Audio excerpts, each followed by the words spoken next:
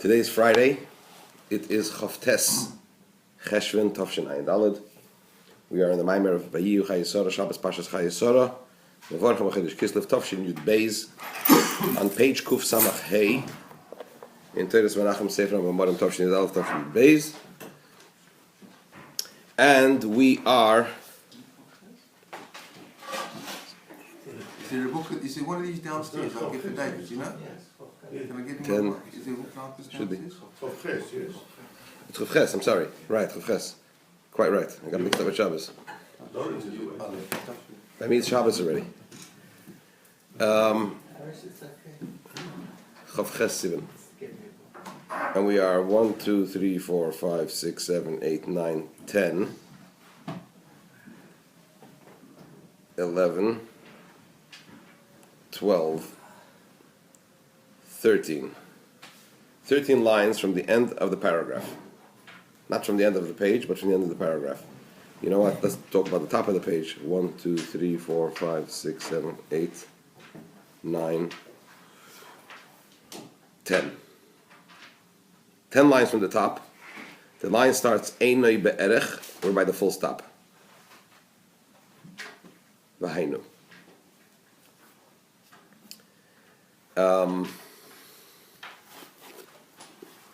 We were having a discussion yesterday about the point that the Rebbe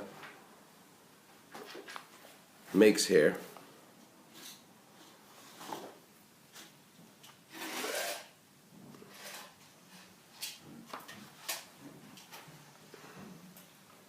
Is there an English Tanya here? On Igeres HaKodesh? I got the wrong volume. Morning. Good morning, Stephen. I've got the timer on. I thought it was 8:30. The lessons in Tanya. Is there a lessons in Tanya here? Downstairs. You're all right. No, downstairs.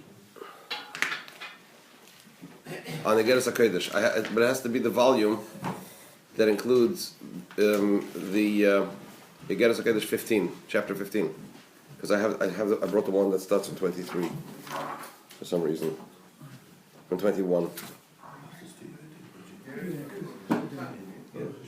You have the Chapter is it book number 4? What number? number 4, yeah. You've got it, perfect. I have 5 now. So just to recap, while we get ourselves organized here, the Rebbe is talking about Vayihiyu Chayei Sara, that the life of Sarah, as it is described in the Torah, encapsulates Sarah's entire life in the spiritual sense, and that she attained shleimus, completeness and wholesomeness in her life, and through that she lifted not only her own life in the spiritual sense, but also the lives of other women and men in the Torah who did not manage to attain that degree of shleimus, of wholesomeness. That's why it enumerates Me'ah Shana, she lived for 100 years, 20 years, and 7 years. 100 represents the divine attribute of Keser, and it's 100 because it's Keser as it is a root and a source for all the 10 attributes that follow Chachma through Malchus, and and each one is included from the other, made up of the other, so it's 10 times 10, so that's 100. And thank you. And Esrim Shana 20 refers to Chachma, 2 times Chachma and Bina, 2 times 10. Those are intellectual faculties. And then Sheva are the Midas. The Rebbe then went on to ask, why does the pasuk conclude by saying Shnei Chayei Sara? These are the years of Sarah's life, which seems to denote an additional added element in what the pasuk said previously. If the pasuk already denotes total shleimus, total wholesomeness, what is there to add? So the Rebbe said to understand this, we have to understand the idea of simcha, of joy. Serving Hashem with joy is not just a aspect in a particular aspect of serving Hashem, but it's a central component, a central foundation upon which the entire Avodas Hashem, service of Hashem, is based. To such an extent that if it's lacking, the consequences of that are quite negative. The Rebbe began to explain the idea of simcha, its centrality, by saying that the whole purpose of creation of this physical world is because Hashem desired to have a dwelling place for Himself in this physical world. For Himself, meaning for the very essence of Hashem. The only way a person can grasp, the essence of Hashem is through joy, through simcha, through contemplation. For example, during davening, when we think about the greatness of Hashem and other aspects of godliness, we can only grasp those levels of godliness which are apprehendable by our intellect. And since human intellect is limited, therefore we can only apprehend limited levels of godliness, or the lower levels of godliness. Whereas through joy, as the Rebbe will carry on saying later on, we can attain the very essence of Hashem. We can apprehend the very essence of Hashem. Now, in that context, the Rebbe was in explaining how through intellect we can apprehend only the lower aspects of godliness. Hashem said of Hashem's, the emanations from Hashem and the revelations of godliness. Whereas, unlike Simcha, so the Rebbe said that they are different.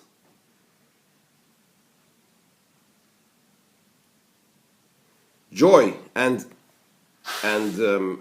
intellectual contemplation are different both in what they are and also from their root. And in order to explain that they're different in how they are, he said, because seichel, our intellect, is infinitely different from, I want to address this point of infinitely different now, infinitely different from the godly intellect. This is a very important point in the explanation, and this is based on what the Alter Rebbe says in the 15th, what they call over here in the lessons of Tanya, epistle of Igeres HaKodesh. Right? So in the 15th chapter of Igeres HaKodesh, the Alter Rebbe says as follows, and I'll quote a little bit so that we can actually see how the Alter Rebbe articulates it, and it'll give us a better understanding of what the Rebbe is saying here. Is he then talking about the devotion? Because the neshama itself is nefesh elokam mamash. Let's see how the Alter Rebbe, he's talking about the midas of the neshama relative, the midas of the neshama as it's melubish in the guf, right? Relative to the midas, to the divine attributes as they are in Asilus. It's not the intellect, because you've seen Talking about the koiches hanefesh, let's put it that way. The koiches hanefesh, the faculties of the soul, relative to their corresponding spheres, attributes in the world of Atzilus. Mm-hmm. So he says like this. There is a pasuk that says, it's a pasuk in Eiv, and it's quoted in Chassidus many times, Mibsari echze eleka, and from my flesh I shall behold God. What does that mean? This verse speaks of a partial understanding of God's blessed divinity from a consideration of the soul which is vested in the flesh of man. So from the soul, the way it is malubish in the guf, vested in the flesh of man, right? We can have some understanding in what? In Getlachkeit.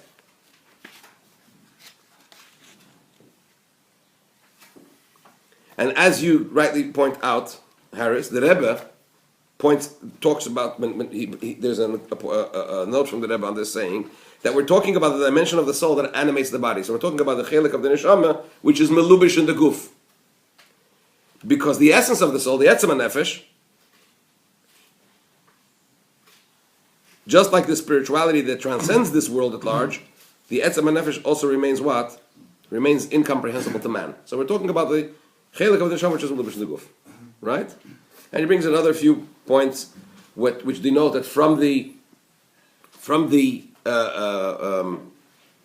nefesh, which is melubish in the guf, from its faculties, we can have a mashal, a parable, to echze elokah, to see and comprehend some aspects of godliness. Right? Right. So he says like this.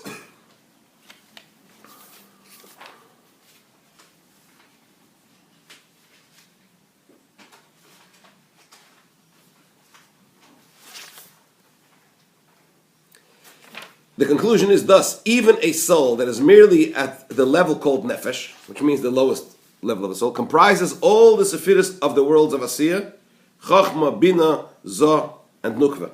Zoh and Malchus, right? What are they? What are these faculties?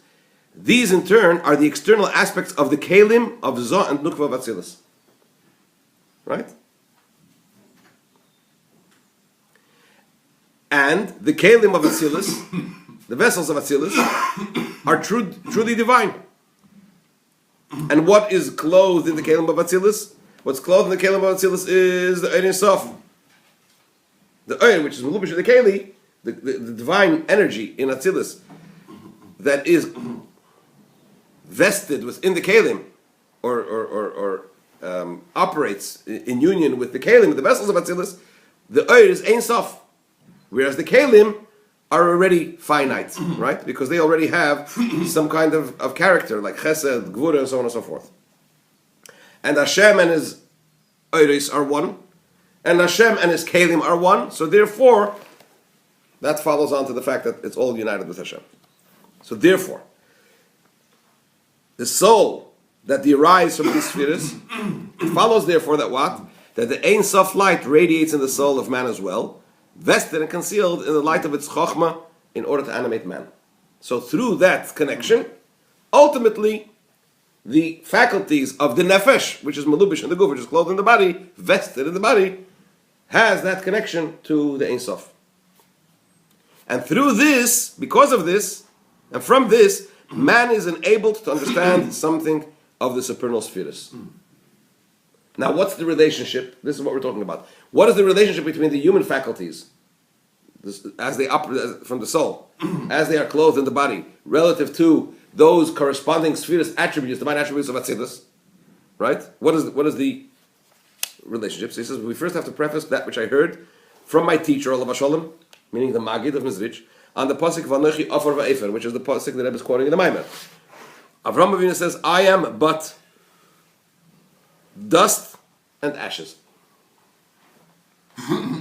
So the Maggid explains, our father Abraham, peace be to him, said this of the illumination from his soul, which radiated in his body from the light of the supernal chesed, of the supreme chesed. As we said before, Avram is chesed, so he said concerning his midas chesed, he said, I am but dust and ashes. What does that mean? Now one might possibly assume that the type of chesed and love as it exists above in the supernal spheres is of a familiar nature to the attribute of abundant love, exemplified by our father Abraham, the chesed of Avram, peace be to him, so we can think that it's similar. However, what's the difference?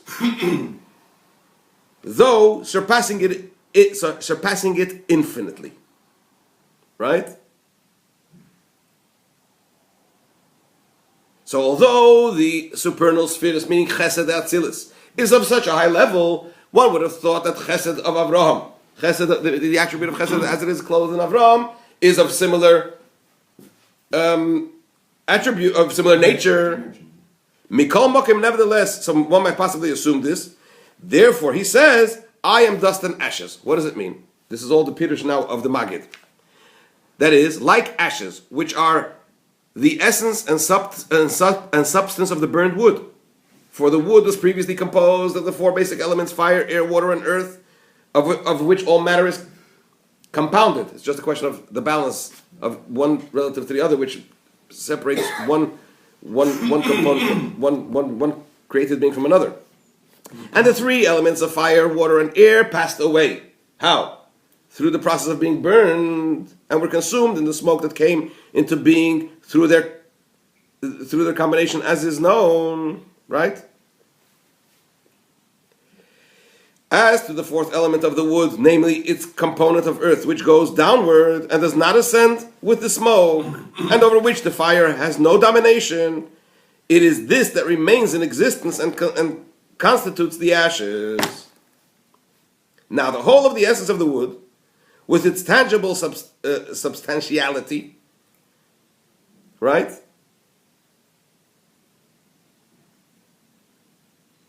Its matter and its form in terms of length, width, and density, which are visible to the eye before it was burned, derived basically from the elements of earth within it. Right? The main substance of the wood is the earth aspect of it, except that the fire, water, and air were also compounded in it. For earth is the most material of them all, having dimensions of length, width, and density, as opposed to ruach, mayim, and eish, right? It's the most dense of all, which is not the case with fire and air, and even water that does contain these dimensions appears only sparingly in the wood. So the aspect of water in the wood is only limited. Thus, as to all the dimensions in the wood of length, width, and density, all of the earth, all is of the earth, and all returns to the earth, right? In other words, the ashes that remain after the fire, water, and air have been separated from it. So in other words, the actual dimensions and the substance of the wood is mainly what? The of the earth dimension that's in it. To the earth. Yeah. Now, just as there is neither a quantitative nor a qualitative resemblance or proportion between, on the one hand, the ashes, and on the other hand, the essence of the tree, which before being burned had sizable dimensions of length, width, and density, even though it, the wood, is its very essence and substance, and from it, the wood, did it, the ash, come into being. Precisely so, metaphorically speaking, did our father Abraham, peace be to him, speak of his distinctive attribute, the attribute of kindness and love, his chesed, which radiated within him and was vested in his body. For though it was this very attribute of the love and supreme chesed of Atzilus that radiated in his soul, which was a chariot to the will of Hashem of heaven, it was a merkava l'elakus. Nevertheless, as it descended downward to vest itself in the body, by means of the evolution of the worlds from one level to another, by means of many contractions, the tzimtzumim and so on and so forth, there was no semblance or proportion between the essence of the light, of the love that radiated within him, in other words, the chesed of Avram, and the essence of the light of the love, the chesed, and supreme chesed of Atzilus. Except of the sort of proportion and semblance that exists, metaphorically speaking, between the essence of the element of earth, which became ashes, and its essence and quality in its original state as a tree. Indeed, the incomparability of Avram's chesed and the chesed of Atzilus exceeds the incomparability of the ash and the tree by thousands of degrees of separation. Yeah. Nevertheless, the Torah speaks in human phraseology by way of allegory and metaphor. Surely then the attributes and soul powers of an ordinary Jew in this world bear absolutely no comparable relation to the Sefirot from which they derive. Nonetheless, since the soul powers do after all derive from the Sefirot and are illuminated by them, he can attain some degree of understanding of godliness from that dimension of the soul that animates the body. And this is the meaning of the verse, "From my flesh I shall behold God." Okay? This is the relevant section.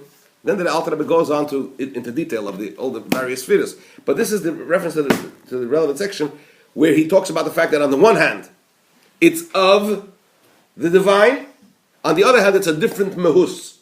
And if we have a look now inside, as the Rebbe says, it, Vayihiyu, 1, 2, 3, 4, 5, 6, 7, 8, 9, 10, 11 lines from the top, by the full stop Vayihiyu, on page Kuf Samachay. Vayihiyu, sheishtalshelus asecha shelamata ma'asecha shelamayla, the descent, the coming into being of the human intellect from the divine intellect to it's in such a way through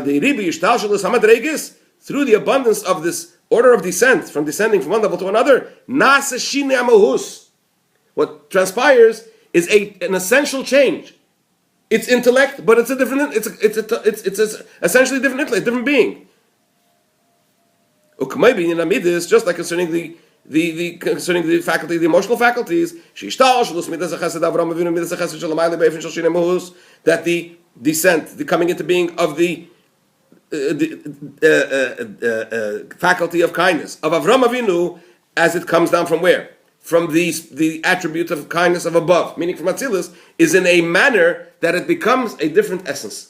It's a different entity. From this is understood through comprehension, through understanding and comprehension, we can't grasp, we can't apprehend the essence of Hashem. Not so when we talk about the pleasure and the joy that we derive from davening, that we experience during davening. What's revealed in here? Here, what is revealed in our pleasure and our joy, what is revealed is the pleasure, the supernal pleasure, the divine pleasure. How? Why? Oh. If we say that when things come down over here, they change, so how then our joy and our pleasure is also different, right? So the Rebbe says there's one trick, one element that exists in timing and in simcha that doesn't exist in the others, that retains even here. We probably won't be able to do justice to this point, but we'll try to finish the ice anyway.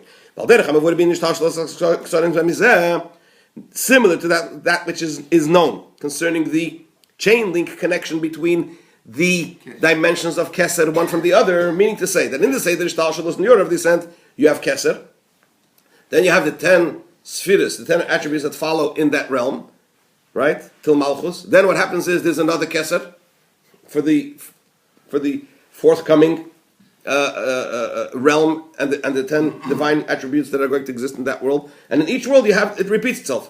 The Keser, then the 10 spheres of that realm, the Keser of the next realm, and so on and so forth. Right?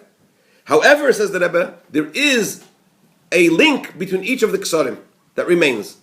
Each level of Keser has a direct connection to the Keser of the higher world. Right? So he says like this, concerning this, although there is a difference, and a great difference, between the Keser of the higher realm relative to the Keser of the lower realm. For example, Keser of Atzilus is of a different order than the Keser of Bria. Nevertheless, there is that link between the lower Keser and the higher Keser. When we talk about Keser, irrespective of which realm we're talking about, all Keser are of one subject, one type. Vayihiyu, why? Because it's of a different type of oir. The oir is of the divine light, which expresses itself through the 10 spheres, through the 10 attributes, is what we know in the vernacular of Chassidus, oir hamemale, memale kol almin. It's an oir isof which lends itself to be clothed internally, as it were. Just to ask you a quick one. Hold on. Whereas Keser is a oir which is related to Eira Soviv Kol Almin, the all-encompassing divine light, which doesn't find particular and detailed expression through specific aspects of that particular realm. So therefore, since they each retain this nekuda, this point, therefore they remain of the same type. Okay, we'll stop. We're not going to be able to. We'll have to stop over here and Mitzvah carry on Sunday.